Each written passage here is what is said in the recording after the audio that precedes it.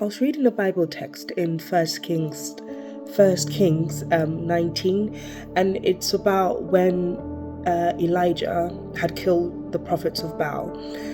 King Ahab had informed Jezebel about what had happened, and the text says that Jezebel sent word to the prophet Elijah to basically let him know that what happened to the prophets, or what he did to the prophets, will be done to him. So he ran away.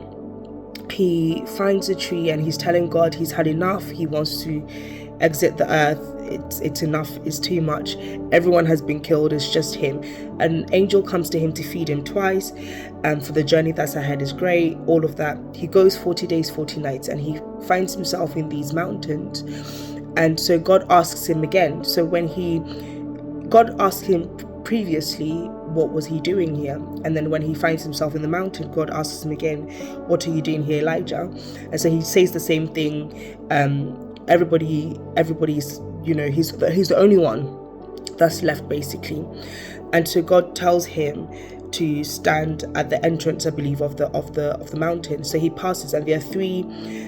So there's fire, there's a storm, there's earthquake, and God isn't in there.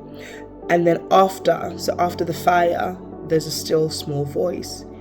And then it speaks to him. The voice speaks to him. The voice of the Lord comes to him, speaks to him, and tells him what to do, and how there are thousands of prophets that have been preserved, that haven't bowed.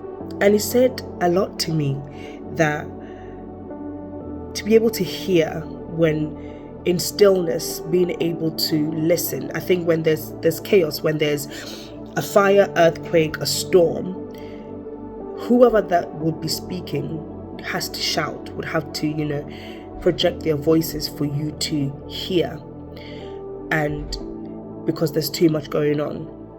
Whereas in stillness, you have to be calm, you have to pay attention to hear what the voice is saying. And that brought to mind the need and the importance of having intimacy with the Holy Spirit. When everything else is done and then the dust settles and all of that still small voice, you have to be calm. You have to bring yourself to a place of stillness to hear the voice of God, to listen to the voice of God, to listen to the Holy Spirit. Stillness doesn't come easy to a lot of us.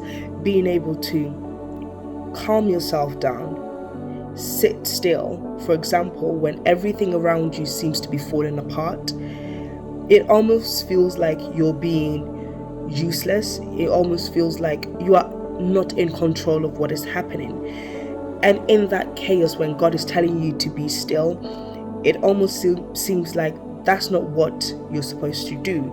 If things are going haywire, what you should be doing is trying to find a way to get control, trying to find a way to get things, hold on to things.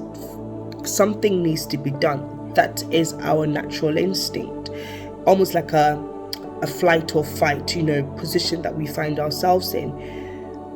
But God requires us to be still. God requires us to be still in certain situations, because in that stillness, that's when you will hear his voice. In that stillness, that's where you will hear instruction. In that stillness, that's where you get reassured of his promises. In that stillness is where you know exactly what he wants you to do. It might seem like a counterintuitive, or it might seem like the opposite of what you should be doing. But maybe in this time, God requires you to be still in his presence. Be still and take in his presence. Be still and take in his love. Be still and take in all that he intends for you to know in that moment. Your natural instincts will be telling you, fight to survive, run, do something. But the Spirit of the Lord might be telling you to be still and be calm. I want to encourage you with this word. I don't know what you're going through right in this moment. I don't know what you've suffered. I don't know what you're suffering right now. But maybe God is drawing you into a place of stillness so that you can hear his voice. He's drawing you into a place of intimacy so you can hear his voice as he speaks to you.